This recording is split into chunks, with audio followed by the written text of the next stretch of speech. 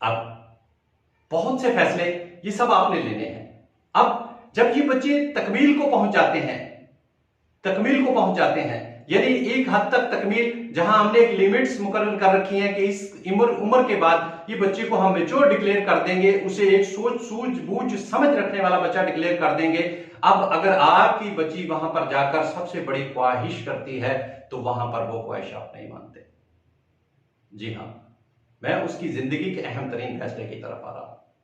आज के लेक्चर में, आज की वीडियो में मैंने 2-3 सवाल उठाए हैं। एक सवाल यह है कि क्या बच्चे कच्ची उम्र में बच्चियां ये डिसाइड करने के काबिल हो जाती हैं कि उनकी बॉडी ग्रोथ कैसे हो, उनकी मेंटल ग्रोथ कैसे हो, और फिर जब वो ये पढ़ने के बाद पक्की उम्र में पहुंचती हैं तो उनकी जिंदगी का अहम तरीन फैसला, इसमें आप उनकी कोई इनपुट नहीं लेते। आप समझते हैं कि ये वो वाहिद जिंदगी का फैसला है जिसमें आपके बच्चे नहीं जानते कि उन्हें मुस्तकबिल में किस तरह के आदमी के साथ रहना है। उसके साथ कोई डिस्कस नहीं किया जाता। एजुकेशन लेवल, मेंटल लेवल, उसका सोशल लेवल, कोई भी आज भी बड़े पैमाने पर ऐसा नहीं किया जाता। वहां पर लोग बहुत नाराज हो जाते हैं जब मैं ये बात करता हूं। कभी बहन के पास बहन चलकर आ जाती है, बहन के पास भाई चलकर आ जाता है, और इसी तरह से दीगर रिश्तेदार, खून के रिश्ते इस मामले में बहुत दौड़ कर आते हैं कि तुम तो हमारे अपने हो, ये बच्ची हमारी हुई। कैसे?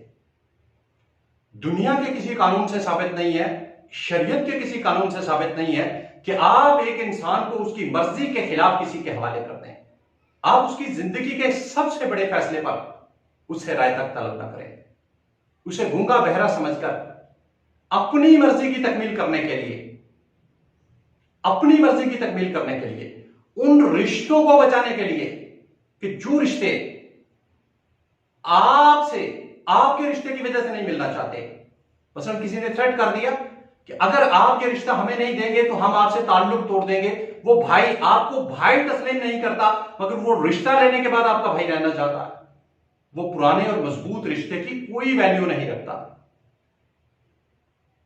मैं इसके अगेंस्ट नहीं हूं कि वालिदैन को यह हक हासिल है, मगर मैं समझाना यह चाहता हूं कि अगर आप बच्चों की इब्तदाई तौर पर, जहां उनकी प्रीमेच्योरिटी थी, जहां आपकी रिस्पॉन्सिबिलिटी है, शरीयत भी आप पर रिस्पॉन्सिबिलिटी लगाती है, दुनिया का हर कानून आप पर रिस्पॉन्सिबिलिटी लगाता है कि अपने बच्चों की निगहदाश्त कीजिए, वहां आप इन दोनों रूल्स को वायलेट करते हुए बच्चों की ख्वाहिश की तकमील करते हैं।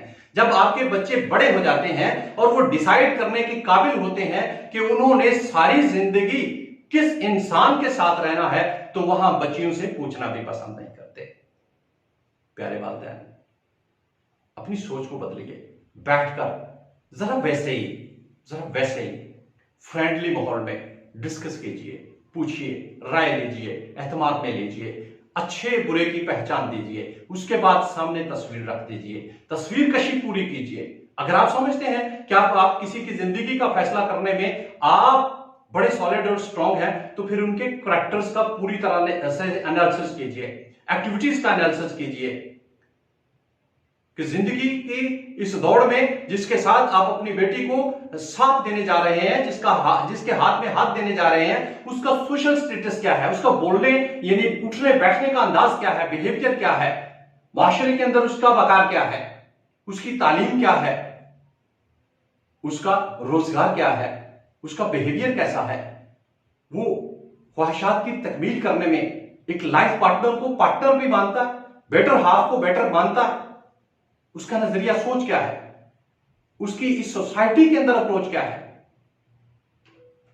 आपकी बेटी को उसका साथ पसंद है या नहीं पसंद, इसको वैल्यू दीजिए। मेरी इल्तिजा, मेरी कोशिश हर लेक्चर में यह होती है कि मुआशरे में इस्लाह आ जाए।